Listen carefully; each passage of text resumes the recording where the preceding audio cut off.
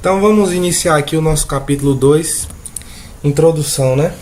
Bom, neste capítulo vamos investigar o comportamento de vários tipos comuns de componentes dos circuitos elétricos, né? Tais como resistores, fontes independentes de tensão e de corrente, voltímetros e amperímetros, fontes dependentes, transdutores e chaves, certo? Agora vamos para o nosso tópico 2.2, modelos de engenharia e modelos lineares. Bom, ao longo desse curso a gente vai estar trabalhando principalmente com modelos lineares. E para a gente entender o que é um modelo linear, é interessante que primeiro a gente entenda o que é uma função linear, certo? Quais são as propriedades e características de um sistema linear e de uma função linear. Então, primeiramente vamos entender aqui o que é, né? Quais são as propriedades que a gente pode aplicar para saber se a nossa função é linear ou não. Vamos imaginar uma função aqui, f de x, e vamos dizer que essa função ela é igual a 2x mais 1. Né? Primeira característica para a gente saber se é uma função linear ou não, a gente tem que fazer um gráfico, certo, dessa função. E se essa função obedecer uma reta, ela vai ser uma função linear. Né? Caso isso não aconteça, ela não vai ser uma função linear. E uma função linear ela tem duas propriedades: a propriedade da superposição e a propriedade da homogeneidade. Vamos começar aqui pela propriedade da superposição. Nessa propriedade a gente vai fazer os seguintes passos. Imagine que eu tenho aqui o meu x1, certo? Mais o meu x2, e aqui essa seta vai indicar uma transição, e aqui eu tenho o meu y1 mais o meu y2. Então perceba o seguinte: o meu y1, ao invés de colocar y1, eu vou colocar y de x1, né? Que é a mesma coisa, mais o meu y de x2. O próximo passo é a gente fazer uma igualdade, né? Será se o meu f de x1 mais x2, né, vai ser igual, né? Agora vai ser igual ao meu y de x1 mais o meu y de x2. Então, se isso aqui, se essa igualdade aqui ela prevalecer, né, a nossa função já passou no primeiro teste, que é o teste da superposição, certo?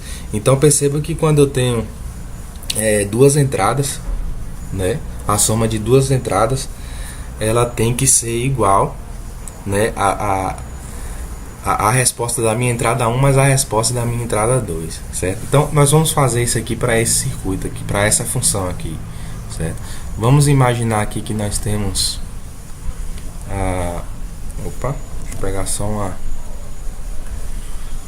Vamos imaginar aqui que nós temos a nossa função, e aqui nós temos o nosso x, e aqui nós temos o nosso y, certo? Vamos imaginar que quando o nosso x é igual a 1, o nosso y é igual a 3. Quando o nosso x é igual a 2, o nosso y é igual a 5. Quando o nosso x é igual a 3, o nosso y ele vai ser igual a 7. E aqui 3, 8, 9, então ele sempre vai crescendo aí de 2 em 2, certo? Aqui no caso 4, né? Então a gente já pode ver aqui que essa função é linear, né?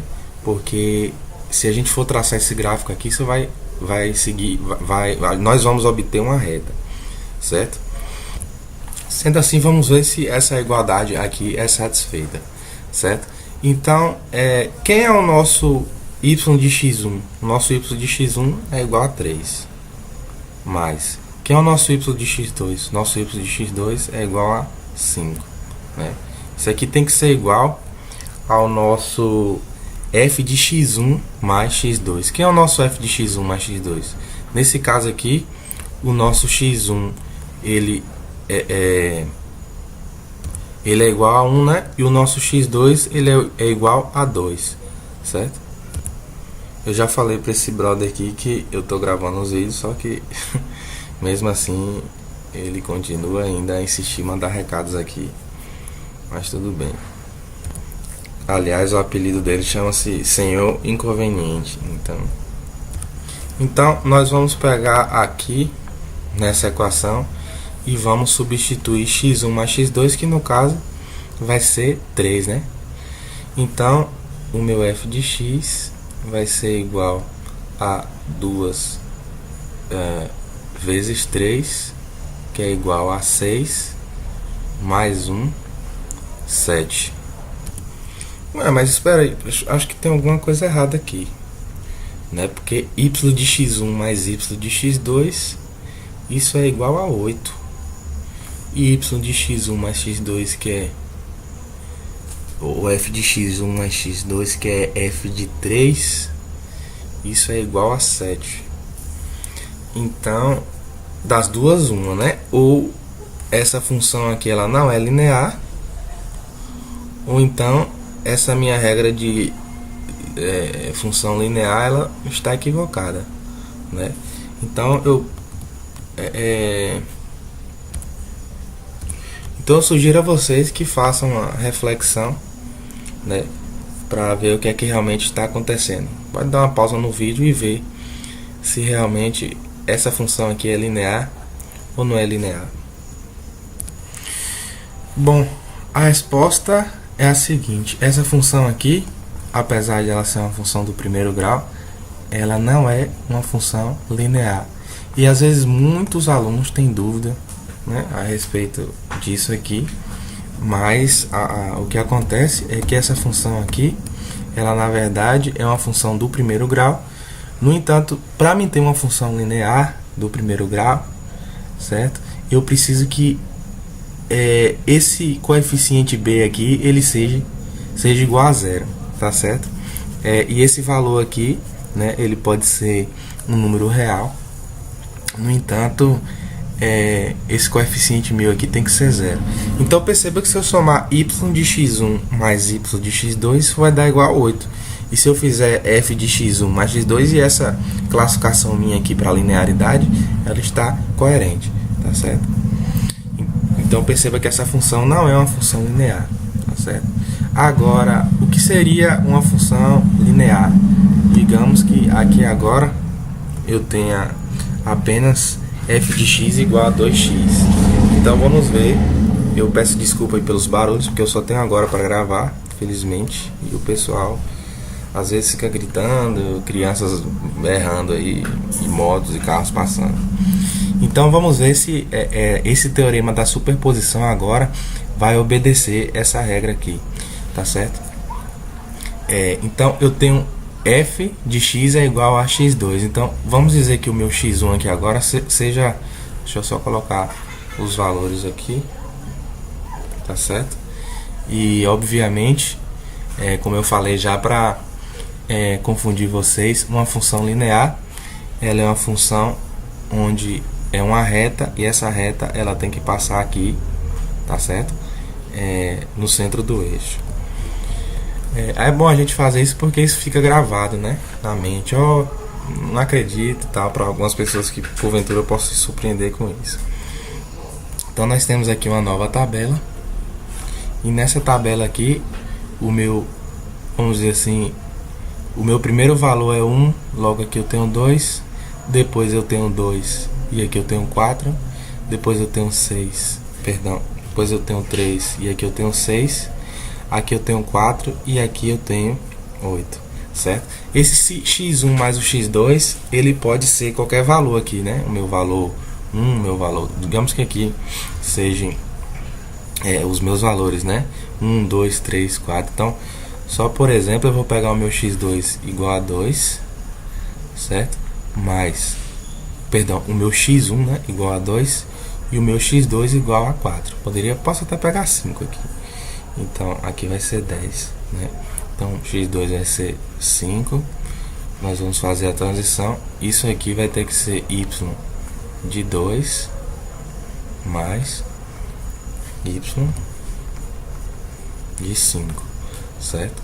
Então aqui agora será se f de 2 mais 5, né, é igual a y de 2 mais y de 5. Então aqui agora sim, nós vamos ver que essa função aqui ela vai ser linear. Por quê? Porque quem é o meu y de 2? O meu y de 2 ele vai ser igual a 4. Mas quem é o meu y de 5?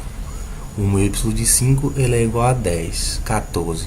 Agora quem é o meu y de 7? Eu não tenho aqui, no entanto basta que eu substitua 7 aqui, certo? E 2 vezes 7 é igual a 14, logo essa 14 aqui também. Logo essa função ela é uma função linear, tá certo? Eu tenho até aqui um post falando sobre função linear que eu achei interessante. A função linear é um tipo de função do primeiro grau, cuja lei de formação é do tipo f de x é igual a x apenas, né? Onde eu falei que a é real e diferente de zero, tá certo? A também tem que ser diferente de zero. Acabei esquecendo de dizer isso aqui. Então, uma função do primeiro grau, ou função afim, certo? É definida pela lei de formação f de x a x mais b. Então, essa aqui uma função do primeiro grau, a gente chama também de função afim. Na qual a e b são valores reais e diferentes de zero. Mas entre a vasta gama de funções do primeiro grau, existe um tipo particular de grande importância que é a função linear, né?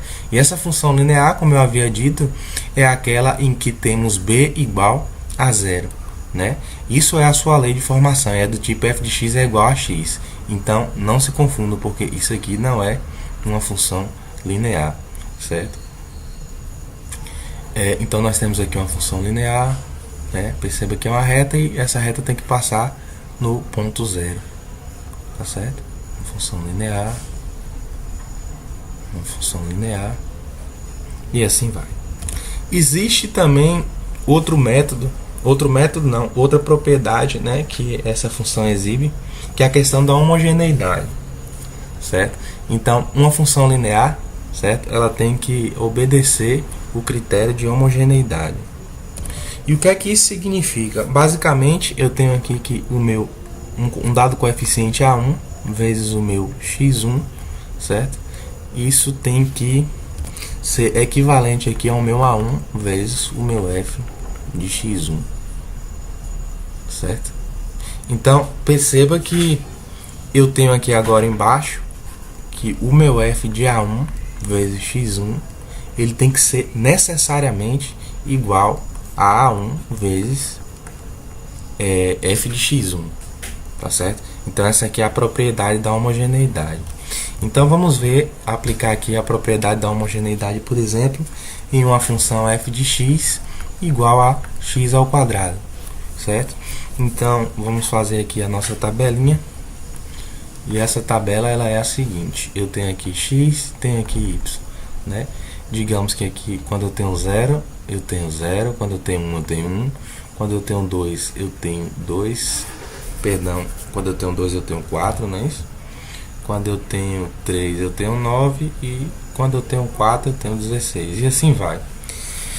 Perceba que eu posso até tentar, né, colocar apenas alguns valores aqui e obter essa função como uma função linear, como por exemplo, se eu pegar um aqui, eu vou obter que isso é uma função linear. No entanto, eu tenho que fazer isso aqui testar todos os valores, mas é claro que nós não vamos testar todos os valores, né? Então, por exemplo, aqui eu poderia apenas testar o valor 2 e o 3, certo? Isso daria que minha função ela não é linear. No entanto, nós vamos generalizar. O que nós vamos fazer é generalizar aqui, tá certo? E nós vamos fazer o seguinte: quando a gente generaliza, quem é o nosso f de A1 vezes x1? Ora, vou colocar aqui f de A1 vezes x1, isso vai ser igual a A1 ao quadrado vezes x1 ao quadrado, certo? Então a gente pode colocar aqui o nosso A1 ao quadrado vezes o nosso x1 ao quadrado. Isso aqui tem que ser igual ao nosso A1 vezes o nosso f de x1, que é x ao quadrado. Perceba que de um lado da equação eu tenho o A1 ao quadrado, do outro lado da equação eu não tenho o A1 ao quadrado. Logo, esse aqui não passa no teste da homogeneidade, certo? Então, é necessário que a função ela passe nos dois testes, da homogeneidade e da superposição. Agora, vamos fazer um teste aqui, que será os dois testes ao mesmo tempo. Então, você pode fazer isso, ó. A1 vezes x1 mais A2, né, vezes x2. Isso tem que ser, digamos, essa setinha aqui equivale a uma transição, né, de A1 vezes y1 mais A2 vezes y2. Então esse aqui vai ser o nosso teste de homogeneidade e superposição ao mesmo tempo, certo? No entanto, eu vou só substituir aqui esse y1, certo, por f de x1 e o y2 por f de x2, certo? Para que a gente não possa estar confundindo aqui. Então A1 vezes f de x1 mais A2 vezes f de x2. Então o meu f de A1 vezes x1 mais A2 vezes x2, ele tem que ser igual, certo, a A1 vezes f de x1 mais A2 vezes f de x2. Nós vamos escolher a função para fazer isso, uma função linear. F de x é igual a 5x, certo? Então, primeiramente, nós vamos fazer o seguinte: nós vamos calcular, né, o nosso f de A1 vezes x1 mais A2 vezes x2. Então basta que a gente coloque, né, 5 vezes A1 vezes x1 mais A2 vezes x2, tá certo? Isso aqui vai ter que ser igual a o nosso A1 vezes x1, né, que é A1 vezes 5 vezes x1, mais o nosso A2 vezes 5 vezes x2. Talvez ficou pequeno aqui, eu vou colocar aqui embaixo para ficar melhor. Então, mais desse aqui A2 vezes 5 vezes x2. Então, eu posso simplesmente multiplicar isso por isso, vai ficar 5 vezes A1 vezes x1 mais 5 vezes A2 vezes x2, que é exatamente igual a isso aqui. Então, esse teste aqui é um teste crucial, né? Ele já, digamos aí, coloca as duas propriedades, né, de homogeneidade e superposição que a função ela precisa obedecer, certo? Sendo assim, a gente pode passar aqui para o nosso primeiro exercício. Antes disso, eu só queria dizer que a nossa lei de Ohm, né, ela é uma função linear, né? U é igual a RI, ou seja, é uma função afim, uma função do primeiro grau, com o meu coeficiente angular, que é o meu R, diferente de zero, e o meu coeficiente linear igual a zero, né, que é o meu B. Então vamos passar para a primeira questão. Ela diz o seguinte: página 20, exemplo 2.2-1, dispositivo linear. Considere o componente representado pela relação entre corrente e tensão. Já coloquei aqui, U é igual a RI. Verifique se esse dispositivo é linear. Então, nessa questão aqui, nós vamos usar apenas a questão da superposição para a gente ver se ele é um componente linear.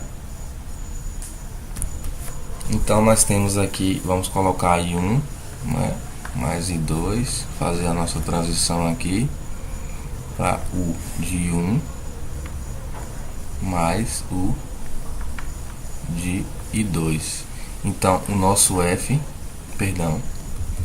o nosso U de I1 mais I2 tem que ser necessariamente igual ao nosso U de I1 mais o nosso U de I2, certo? Então vamos substituir aqui. Então o nosso U de I1 ele vai ser igual a R vezes o nosso I1, e o nosso U de I2 ele vai ser igual a R vezes o nosso I2, certo? Agora, quem vai ser o nosso U de I1 mais I2? Isso vai ser igual ao nosso R vezes I1 mais I2. E agora sim, nós temos que R vezes I1 mais I2, isso é igual a R vezes I1 mais R vezes I2. E a gente pode conferir que pela propriedade da superposição, sim, essa é uma função linear. No entanto, agora a gente ainda precisa ver se ela satisfaz o princípio da homogeneidade, certo? Então, um determinado A vezes o meu I1 tem que ser igual a esse mesmo A vezes o meu U de I1, certo? No caso aqui seria I1. Eu vou colocar I2, tanto faz, né? Então, o meu F de A vezes I2, ele tem que ser igual ao meu A vezes o U de I2. Se eu tenho que a minha função ela é U igual a RI, logo eu só coloquei aqui um F, né? O costume do cachimbo deixa a boca torta, que na verdade é um U. Então, que é o nosso U de A vezes I2? O nosso U de A vezes I2, ele é igual a R vezes A vezes I2. E quem é o nosso A vezes U de I2? O nosso A vezes U de I2, ele vai ser igual o nosso A vezes o nosso R vezes o nosso 2.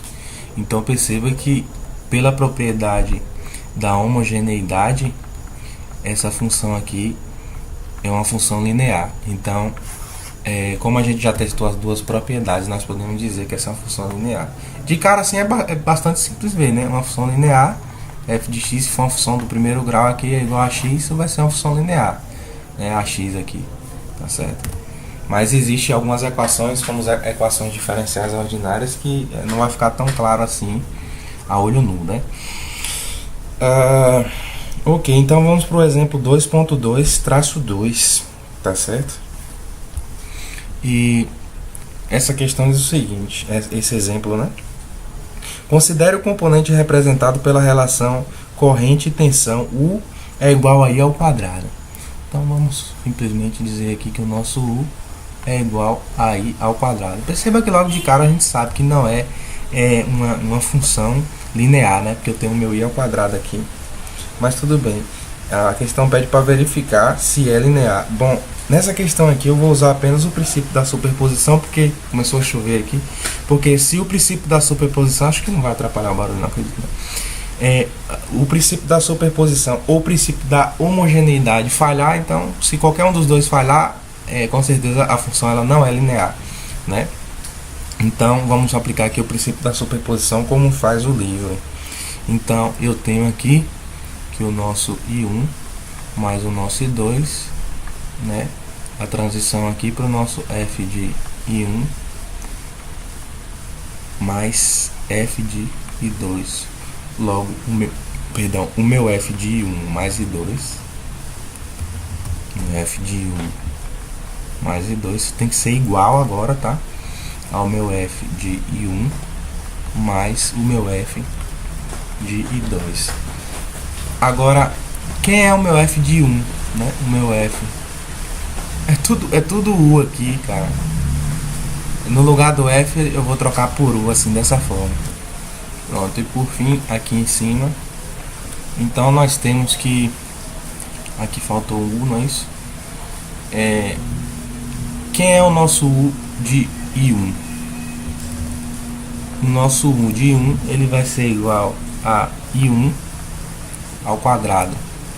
O nosso U de I2, ele vai ser igual o nosso I2 ao quadrado. Agora, quem vai ser o nosso U de I1 mais I2? O nosso, costume, né? O nosso U de I1 mais I2, ele vai ser igual a I1 mais I2 ao quadrado, tá certo? Então isso aqui vai ser igual a I1 I1 mais I2 ao quadrado, e isso aqui vai ser igual a I1 ao quadrado mais I2 ao quadrado. Perceba que I1 mais I2 ao quadrado é muito diferente de 1 ao quadrado mais I2 ao quadrado, né? Aqui a gente pode aplicar aquela regra quadrado do primeiro mais 2 vezes o primeiro vezes o segundo mais quadrado do segundo. Isso aqui é igual a i ao quadrado mais i1 ao quadrado mais i2 ao quadrado, e na verdade nunca foi. Isso aqui é diferente por causa desse termo aqui, tá certo? Provando assim já que essa é uma função não linear, tá certo? Bom, ainda é importante dizer, certo, que na realidade, na prática, nenhum dispositivo ele é perfeitamente linear para qualquer valor de corrente, né? Então nós temos aqui uma lâmpada, né? Uma figura de uma lâmpada na página 22. Nós temos aqui uma lâmpada bastante antiga, eu nem sei desenhar direito isso aqui, se você tiver o livro. E isso aqui, por incrível que pareça, é um suporte e aqui é uma lâmpada, tá certo? Isso aqui, acredite. E o que é que acontece? Nós temos aqui uma função, certo? E essa função, ela se assemelha a uma função do terceiro grau, uma função assim, ó. Isso na prática, né? Então o que é que acontece? Eu vou pegar esses valores aqui, esses dois valores aqui, e isso aqui é uma reta, tá certo? Ou muito se aproxima de uma reta. Então digamos que aqui seja o nosso menos IM e que aqui seja o nosso IM, certo? Então o que é que acontece? Perceba que aqui eu tenho o I, aqui eu tenho a minha tensão. Essa resistência ela só é linear para determinados valores de corrente, certo? Depois que a gente aumenta bastante essa corrente, a resistência ela toma uma propriedade não ômica, ou seja, não linear, tá certo? Espero que o barulho da chuva não esteja atrapalhando, né? Aliás, talvez muitos podem até gostar. Vamos para a página agora 23, componentes ativos e componentes passivos. E isso não tem nada a ver com homossexualidade, certo? Então, o que é um componente passivo? A gente já falou isso no capítulo anterior, certo? Mas eu tenho aqui um determinado componente, certo? Então, se ele absorve energia, ele é um componente passivo, tá certo? Ao passo que se ele fornece energia, ele é um componente ativo, como por exemplo uma fonte de tensão, ou um capacitor também, né, ou até mesmo um indutor, ele pode fornecer energia. E o capacitor e o indutor também pode absorver, tá? E a fonte de tensão ela pode fornecer e pode absorver também, tá certo? O resistor, teoricamente, ele só, na prática, aliás, ele só absorve, né? Mas tem aquela questão que a gente viu no capítulo anterior, que absorver potência é igual a menos fornecer potência. Então, se eu absorver, por exemplo, vamos supor que eu absorvi 5 watts de potência, é a mesma coisa de fornecer menos 5, né? Caso você tenha dúvida nisso, você pode estar dando uma olhada no capítulo anterior para estar conferindo. Então vamos aqui para o exemplo 2.3-1, um componente elétrico ativo, né? Então, um circuito possui um componente como da figura 2.3-1b, que é essa figura aqui. Nós temos aqui uma tensão, certo? Os dois terminais, o meu nó de entrada e o meu nó de saída. Determine a energia fornecida pelo, um circuito possui um componente como na figura, certo? 2.3-1b, no qual a corrente é 5 A constante. Então, nós temos aqui uma corrente de 5 A constante. E a tensão é 6 volts constante. Então, nós temos aqui também uma tensão, né, igual a 6 volts constante, certo? Determine a energia fornecida no componente de 0 até T. Bom, a gente sabe que a nossa energia ela é igual à integral, né, de 0 até T da minha potência. E a minha potência ela é 5 vezes 6, não é isso? Então, eu vou ter aqui 30 vezes dt.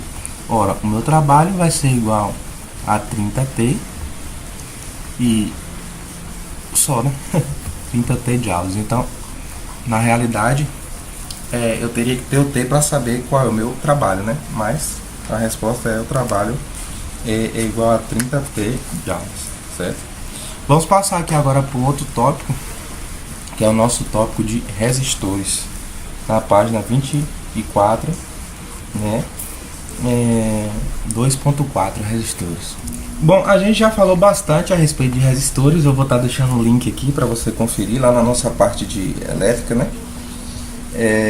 E aqui diz o seguinte: resistência é a propriedade física de um componente ou dispositivo que se opõe à passagem da corrente elétrica. É representada pelo símbolo R, né?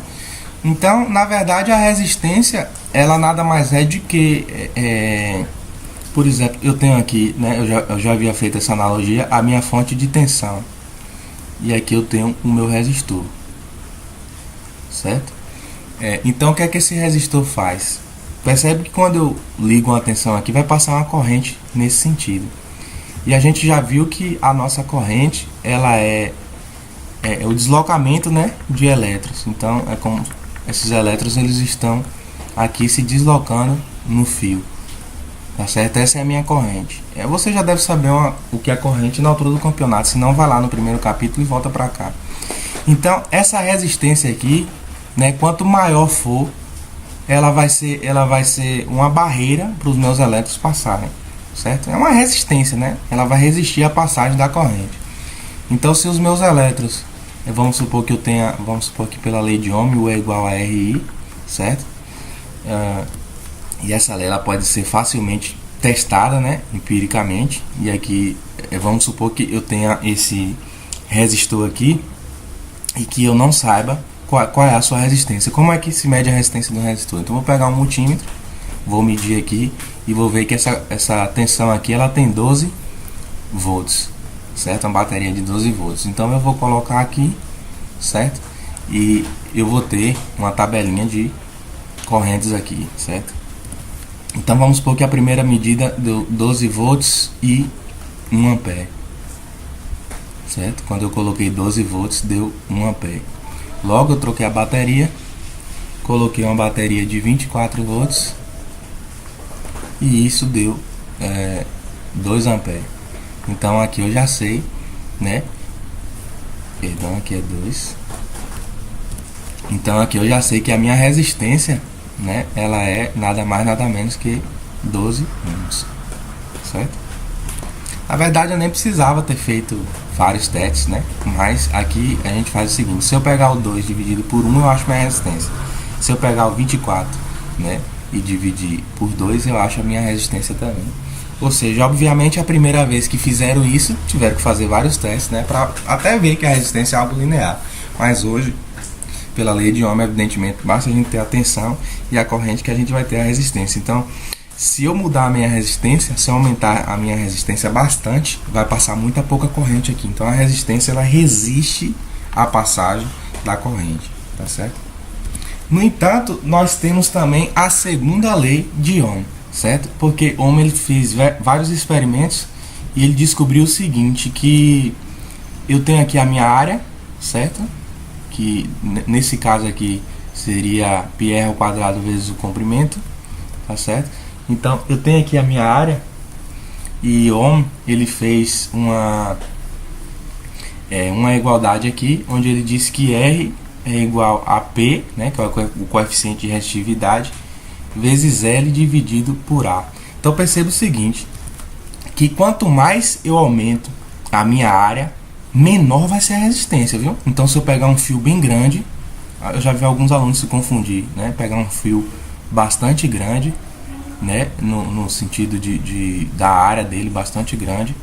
Por exemplo, pegar um fio desse mesmo tamanho aqui, desse mesmo comprimento L, vou pegar um mesmo comprimento L aqui e aumentar a área umas 10 vezes. Então, evidentemente, a minha resistência ela vai diminuir bastante. Então, quanto maior a área, menor a resistência, tá certo? Isso fica até simples de entender, né? Porque imagine que eu pego um fiozinho desse tamanho.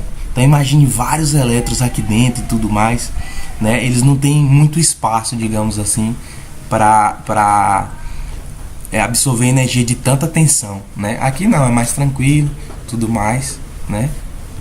Então com certeza esse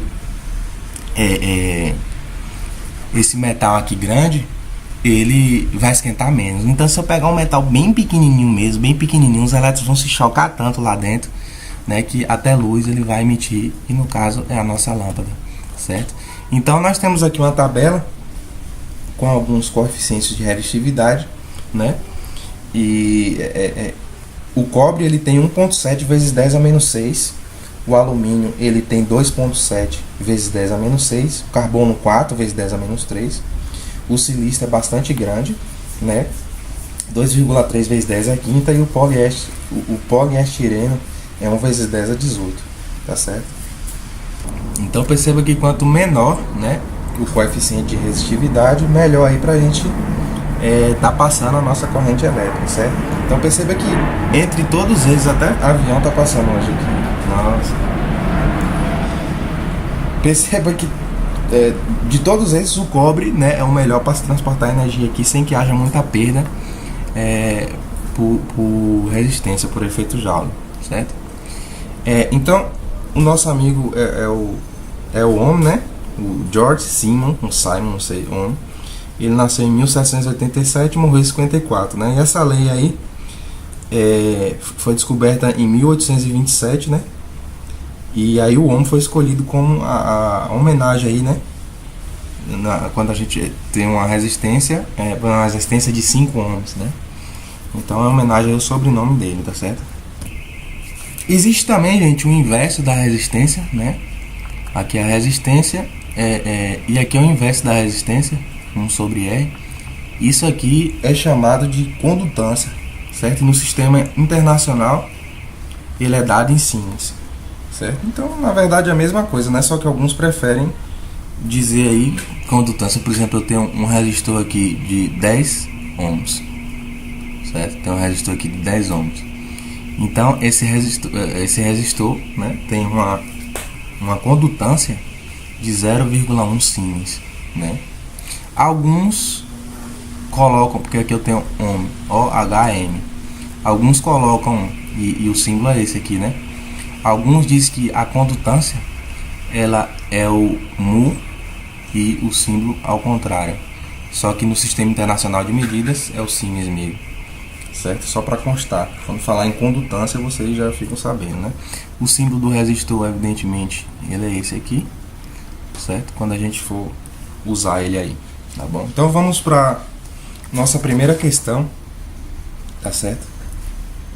Antes disso, deixa eu só falar para vocês que existem 4 tipos básicos de resistores, né? Resistores de carbono, resistores de filme de carbono, resistores de filme de metal e resistores de fio, né? Então aqui uma breve história. Os resistores de carbono começaram a ser usados há quase 100 anos e até hoje ainda são populares, né? Então eu vou estar mostrando uma foto para vocês aqui. Então nós temos aqui alguns exemplos de resistores. Essas cores aqui o livro não fala sobre, no entanto ela serve para marcar, né, o valor do meu resistor, né? Mas isso eu já falei, né, lá em nossos circuitos elétricos, no nosso capítulo de eletricidade, certo?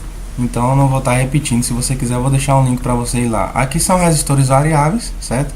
Então você simplesmente varia a sua resistência ao mudar esse botão aqui, né, de posição, ou ao girar esse botão aqui, né, na realidade. E aqui nós temos alguns chamados de trim pot, certo? Que você regula com a chave de fenda a resistência entre os seus terminais, certo? Aqui tem uma tabelinha de cores para você saber como é que você vai fazer a conversão das cores para o valor do resistor, né? Que a gente tem a tolerância, tá tudo explicado lá, tá certo? Se você quiser saber mais, você dá uma olhada lá. Então vamos deixar aqui para nossa próxima videoaula, certo? O exercício sobre esse resistor.